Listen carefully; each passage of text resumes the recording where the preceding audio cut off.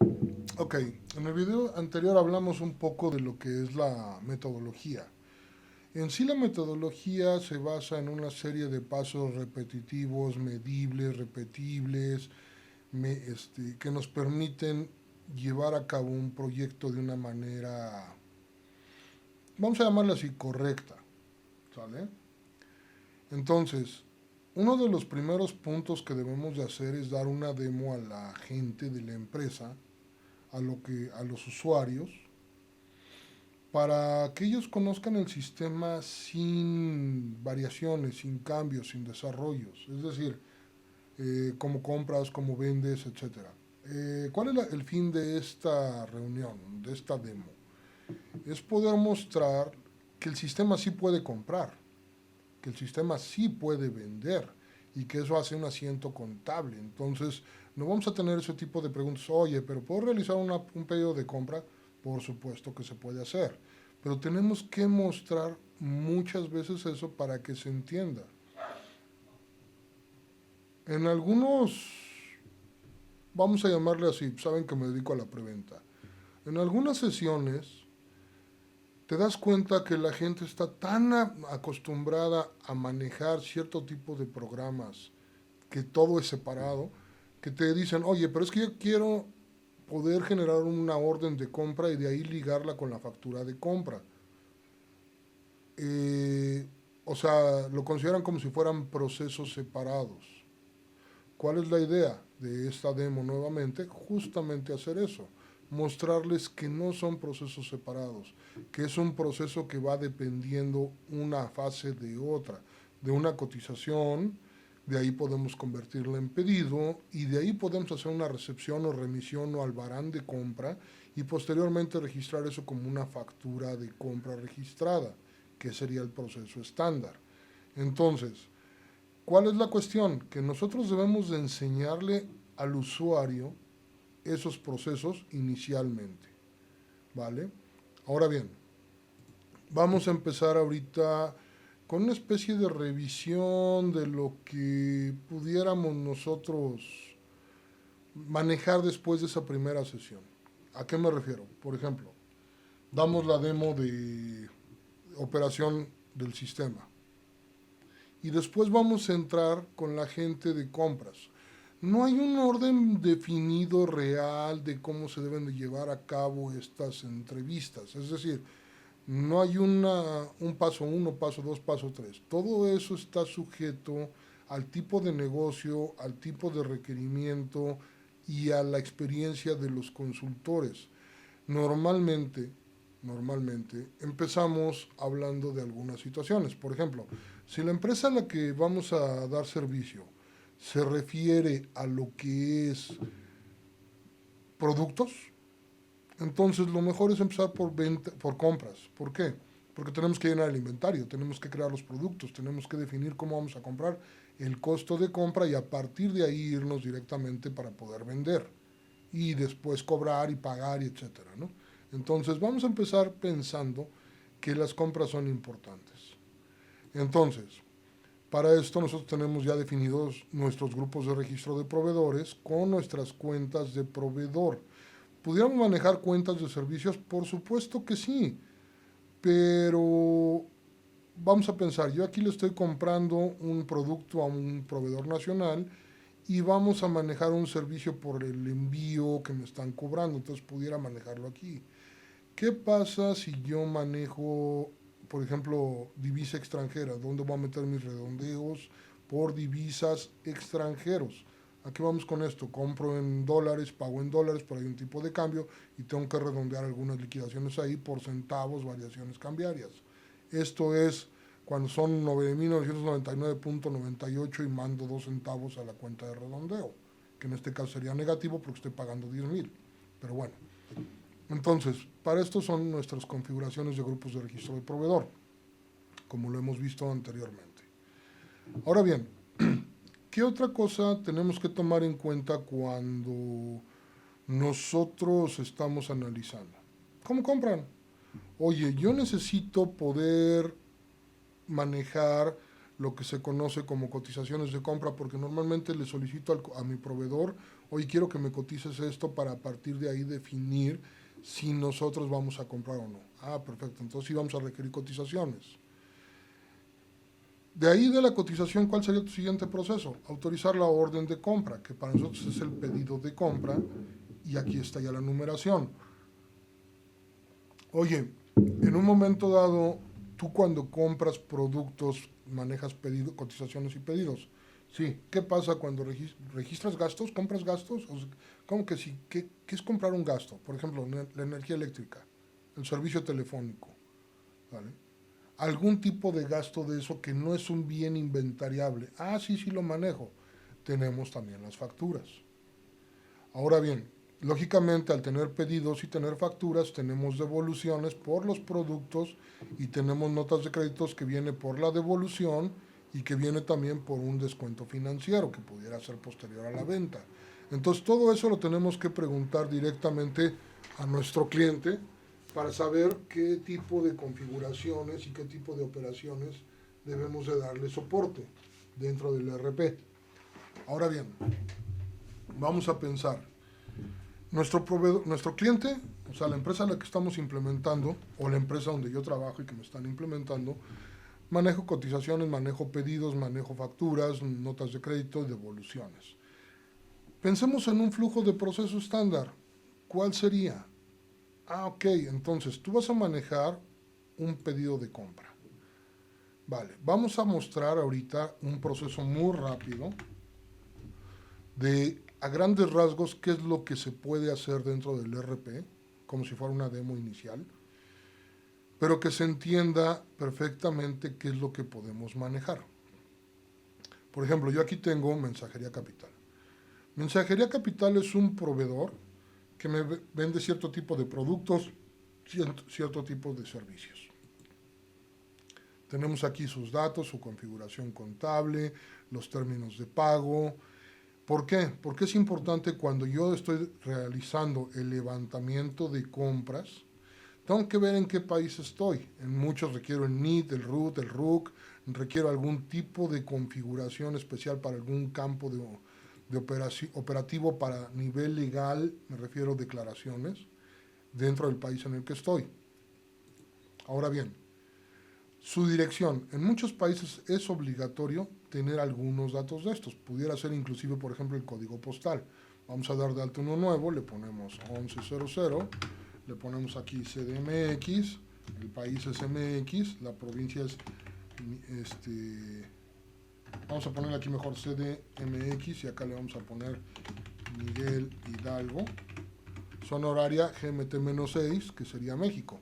Estos datos no son obligatorios para la cuestión fiscal, pero me sirven después operativamente. Lo que sí es obligatorio en México es el código postal. ¿Vale? Entonces ya tenemos esta información, se llena la calle, la colonia, teléfonos, etcétera. Esto de teléfono es para poderle hablar al cliente y tenerlo a la mano, tener el correo electrónico para poderle enviar directamente la orden de compra, cuál es nuestro número ante él, posiblemente, etcétera. El RFC, vamos a pensar, la CURP, el NIT, etcétera, el RUT, como le llaman en cada país. Tenemos aquí la configuración contable, cómo nos comunicamos con él, puede ser en inglés, en español, en francés, para esta base, es decir, en qué idioma le vamos a mandar la orden de compra, si manejamos precios IVA incluidos, qué divisa vendemos, si hay que pagar un anticipo de cuánto sería, el método de liquidación. Esto es, por ejemplo, viene desde el punto de vista de, oye, tú cuando le pagas a un proveedor, ¿qué le pagas? La factura más vieja, la que caiga, no, sin importar cuál es, yo voy a pagar siempre la más vieja o voy a pagar la que yo defina. ¿A qué vamos con esto? Nosotros podemos solicitar que nuestros pagos siempre se apliquen por antigüedad al proveedor, para que él siempre lo aplique la factura más vieja que le debamos. O a veces yo tengo que decirle, oye, pues no, yo te quiero pagar esta que vale más, o este producto, o la negociación como haya quedado. El estándar es dejarlo manual, ¿para qué? Para que yo pueda elegir. Términos de pago, estándar, me refiero a estándar es lo que normalmente tenemos negociado con él. y normalmente le pago por banco. Entonces, si se fijan, esto es parte del análisis del, del proceso de compras. ¿Cómo doy de alta a mis proveedores en función a qué? Primero, ¿qué me exige mi empresa como datos de reconocimiento? El número del proveedor, el nombre. ¿Qué me exige el gobierno como datos fiscales? El nombre del proveedor, el nombre, dirección, registros fiscales. ¿Qué me exige el ERP? ¿O qué me exige contabilidad para agrupar a mis proveedores, grupos contables? ¿Cómo pago? ¿En base a qué pago? Aquí podemos definirlo. Esto de prioridad de proveedores es algo que debemos de preguntar. ¿Por qué? Porque hay proveedores a los cuales no puedo dejar de pagarles, porque es un insumo, un producto, un servicio que es súper importante para la empresa. Entonces, si yo le dejo de pagar, me detienen eso y paro toda la actividad de la empresa. Es una prioridad muy alta. ¿Qué pasa con algunos proveedores que no son tan importantes y que se pueden esperar? Les pongo una prioridad baja. Y entonces cuando corro el proceso de propuesta de pagos a proveedores, el sistema primero va a poner a los de prioridad alta y luego a los de baja. Aquí esto me empieza a generar algunas informaciones extras, si son compañías, personas, me empieza a generar información de cuál sería su número de acreedor, términos de pago para flujo de caja, etcétera, ¿no? Si es un proveedor que recibo productos, ¿en qué almacén normalmente le recibo? ¿Cómo me envía o voy a recoger yo? A lo mejor es un FOB, que aquí está en español, pero un FOB, ¿sale? Un CIF, o pudiera ser un Xworks, que entonces sería ir a recoger directamente allá, ¿sale? Entonces, podemos dar de alta todo este tipo de cuestiones. ¿Cuánto tiempo se tarda en entregarnos? Oye, es que dentro de mi proceso de compras yo debo de poder decirle a la gente de producción o de almacén que hay bien, cuánto tiempo se tarda la mercancía. Esto inclusive nos sirve para ventas. ¿Por qué? Porque si es un producto que yo estoy trayendo de importación de otro país, puede tardar hasta 3 meses en llegar o 2 meses. Entonces yo cuando haga la venta puedo planificar ese tipo de datos utilizando esto. ¿Sale? Entonces, estas son informaciones que tenemos directamente en un proveedor.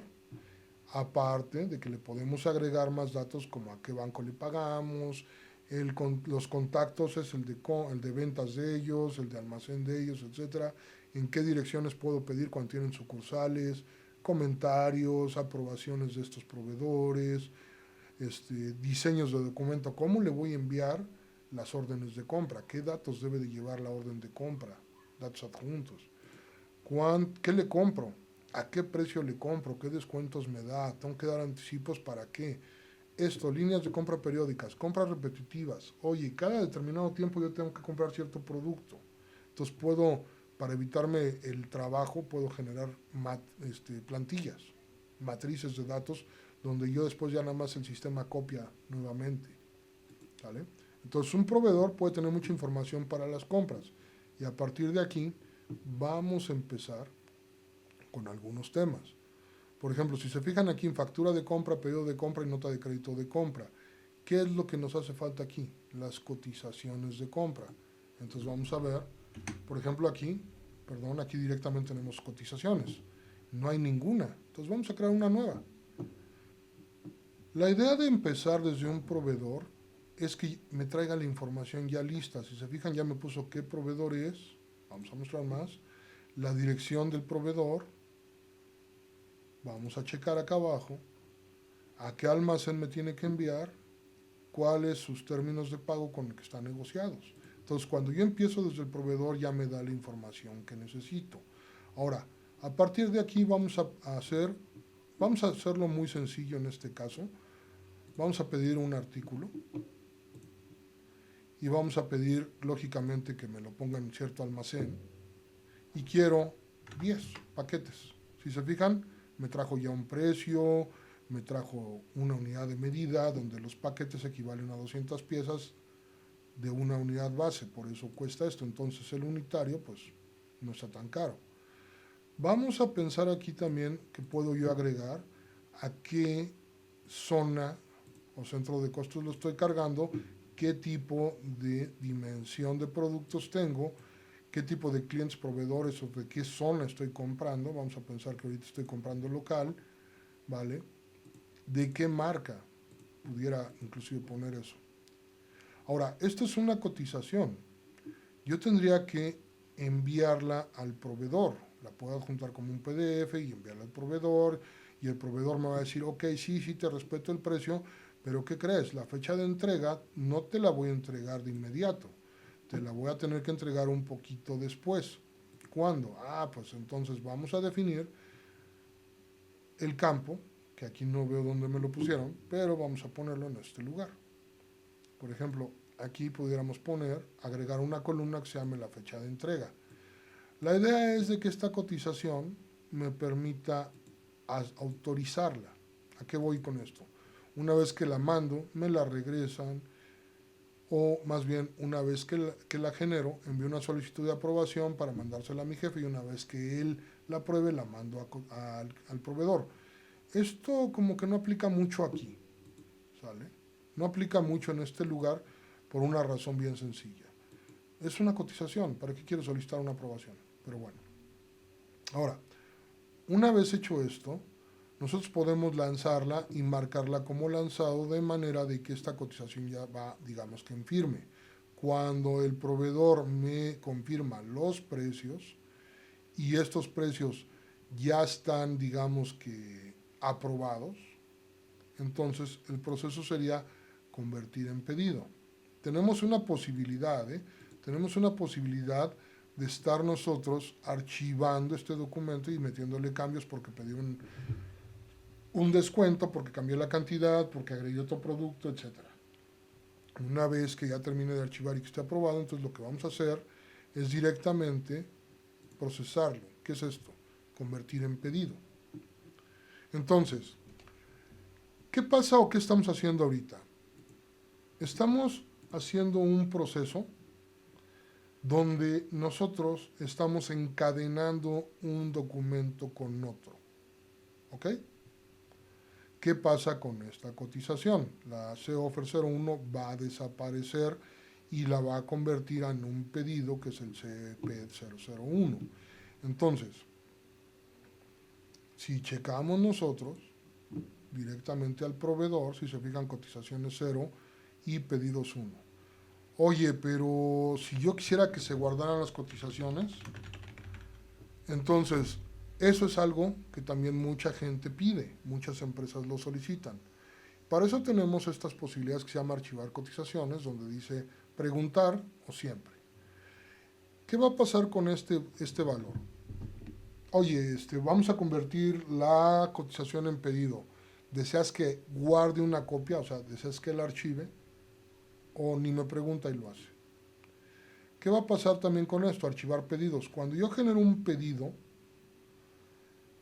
y lo registro completamente, o sea, me refiero que ya lo convierto en una factura registrada, el pedido desaparece. Con esta opción tengo para guardar también una copia. Entonces podría tener copia de la cotización, copia del pedido, ¿sale? También lo mismo va a pasar con las devoluciones y los pedidos abiertos.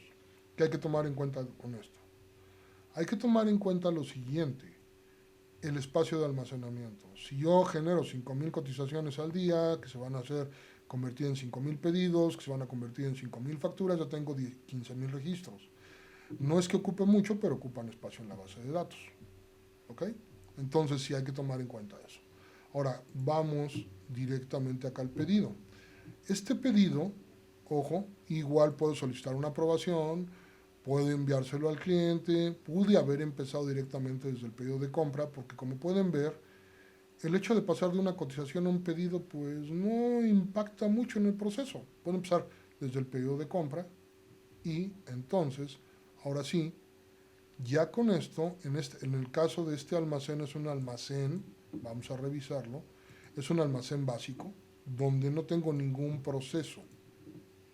No tengo ningún proceso yo de envío o recepción.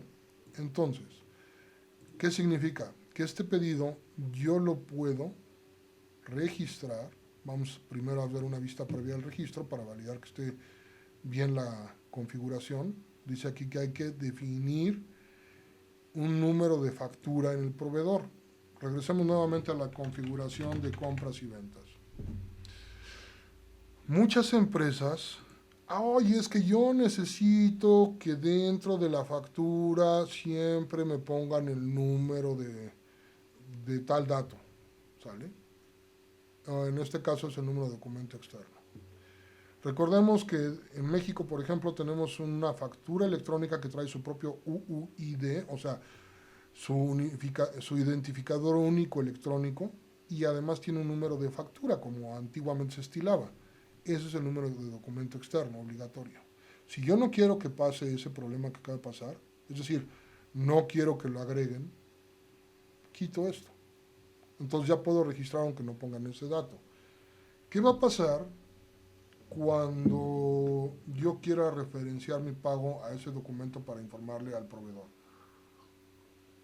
Oye, te estoy pagando la factura 16C1525-1728- o sea, un UID completo que son 18 caracteres o más. O simple y sencillamente tu factura número 570. El hecho de apagar o encender este booleano implica eso. El tipo de información que voy a poder generar o que voy a poder informar a mi proveedor. Entonces también es importante que lo tomemos en cuenta. Otra cosa que es recepción en factura. Vamos a empezar a revisar mejor estos campos. Registro de descuento. Yo quiero que el sistema me registre cualquier descuento. ¿A qué voy con esto?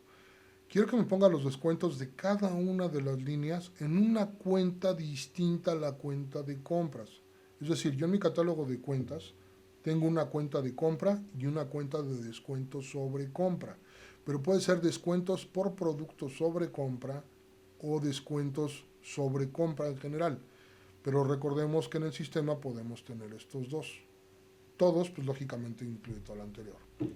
Recepción en factura. Cada vez que yo genere registro un pedido de compra y le dé registro, registrar, enviar y recibir y facturar, el sistema va a generar un albarán de recepción o una remisión de recepción o una entrada, como quieran llamar, y aparte que esto me va a mover la mercancía, costos, inventarios, y esto me va a generar la cuenta por pagar en este caso. No digo que si lo quitamos no vaya a generar el movimiento de mercancía, claro que lo va a hacer, pero va a ser dos documentos al mismo tiempo, en el mismo momento. ¿Qué pasa con este? Es una remisión de envío de devolución de compra cuando genera una nota de crédito de forma automática. Lo que acabo de explicar acá arriba, pero como salida de mercancía. Redondeo de factura. 5.999.15. Se redondea hacia arriba al 6.000. Crear un producto a partir del número de producto. Esto es una facilidad que tiene el sistema para que si yo tecleo una clave de producto que no existe, abra la ficha de producto de forma automática para crear ese nuevo producto. ¿Qué pasa si me equivoco en un dígito? Lógicamente me va a crear una nueva ficha y entonces podría tener el mismo producto duplicado o no. Esto también hay que validarlo. ¿Quién es la persona que crea los productos? ¿Cómo creas un producto? ¿En base a qué? Copiar el nombre del proveedor en los movimientos. En algunos países se requiere esta información, pero no tanto a nivel de nombre del proveedor, sino a nivel del NID o del root o del RUC. Digamos que es algo que le falta a Microsoft, pero nos sirve también para detectarlo, ¿no? Ya vimos el número de documento externo, permitir diferencias de IVA. A veces podemos tener diferencias de IVA en factura. En México no se aceptan, por eso está pagado. Calcular descuento de factura, esto es, cada vez que nosotros estamos metiendo un producto dentro del pedido, el sistema va y calcula el descuento base que le va a aplicar a todas las líneas. Igual esto sería por identificador de IVA. Recordemos que el sistema puede manejar dentro de un mismo, llamémoslo así, dentro de una misma factura yo puedo poner tasas, tres productos, cada uno con una tasa de IVA diferente. Esto me permitiría generar el descuento por cada tasa de IVA, registrarlo de esa manera o total. Todas las divisas, la liquidación, esto se refiere lógicamente a poder comprar en cualquier divisa del sistema. Comentarios que se copian de uno a otro de los documentos dentro del orden. Comprobar, este es importantísimo. Oye, tú haces devoluciones de compra. Normalmente una empresa importadora no, ¿Por qué? Porque saldría más caro devolver que pues, ya quedártelo. Pero ¿qué pasa con una empresa que no importa, que compra nacional? Sí es importante. Entonces, debemos de tomar en cuenta que el costo exacto de devolución obligatorio me va a permitir controlar algunas cosas. Vamos a pensar que compré un producto en 100. El día 5 del mes. Para el día 20, el proveedor cambia su precio y lo disminuye. Me informa el día 20 que hubo esa disminución y yo lo copio a la lista de precios de compra del proveedor con esa disminución de 100 a 95. Y luego el día 28 yo voy a devolver la mercancía que compré en 100. Si no tengo este booleano activo, el sistema lo va a regresar a 95, por lo cual yo pierdo 5. Entonces, ¿qué es lo que hace con esto? Obliga a que la devolución, el costo de devolución, sea el mismo que el costo de compra. Entonces, si yo hice una compra por 100, estoy esperando una nota de crédito por 100, no por 95 ni por 105, ¿sale? Comprobar anticipo de que esté pagado antes de registrar, cuando tenemos anticipos. Esto que está aquí, digamos que tendríamos que revisar qué órdenes, o sea, qué facturas me falta pagar anticipos. Fecha de trabajo, esto es, ¿qué día debes de registrar? Con fecha de hoy, porque hoy estoy recibiendo. No fecha de hace un mes que hice el pedido. ¿Cuál es la cantidad para recepciones? Vamos a pensar que el sistema, yo pedí 100 piezas, me entregaron 50, entonces la siguiente registro me va a poner automáticamente 50, no 100 ni 0. Esto es local de México. Permitir eliminar documentos. Vamos a ver que esto es un proceso de compactación de información que vamos a revisar al final. Omitir direcciones actualizadas. Yo diría que esto no debemos de prenderlo porque yo tengo que mandarlo a las direcciones de los proveedores automáticas. Copiar la descripción de la línea de contabilidad. Esto está perfecto.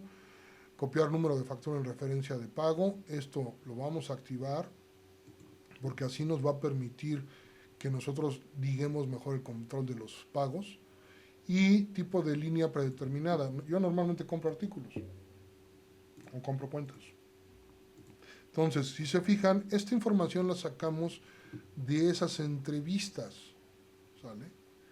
De esas entrevistas que tenemos con el cliente. Es decir, yo como consultor debo de revisar para qué sirve cada una de estas preguntas y hacérselas al cliente.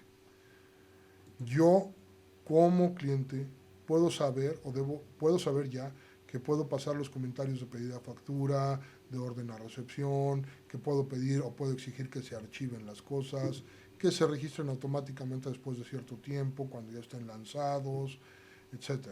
Entonces son datos que dentro de un análisis de compras podemos hacer. Vamos a terminar con esto. Ponemos el número de documento, perdón, DC01, y le ponemos aquí, no sé, alguna orden de compra del proveedor, si queremos. Este que tenía el asterisco rojo es el que nos importaba, y vamos a directamente a validar nuevamente que podamos registrar esto. Entonces, ¿por qué estoy validando? Digo, nada más para comentarle lo que termina, porque acabo de cambiar de tenant. Bueno, tengo movimientos de contabilidad 5. Fíjense, vamos a revisar ahorita las cuentas. Vamos a habilitar aquí un campo específico que se llama nombre de cuenta, porque no me está trayendo ese dato, me está trayendo la descripción. Entonces le vamos a poner por aquí un dato que se llama nombre de cuenta, para que veamos qué cuentas va a tocar en un momento dado. Si se fijan, estamos haciendo una cuenta de inventario, compras nacionales para la factura. Estoy cancelando aquí el movimiento de costos y lo estoy pasando de una cuenta puente a una cuenta final, y aquí lo vamos a tener como impuestos y proveedores nacionales. Estas dos primeras líneas, si se fijan, no traen número de documento. Esta es la remisión de compra y esto es la factura de compra, si lo queremos ver así. Entonces, bueno, ya vimos qué pasa. Vamos a registrar, ojo, pero vamos a recibir nada más. Vamos a hacer la pura remisión. Le vamos a decir aquí, catálogo de cuentas. Vamos a revisar el movimiento en este caso.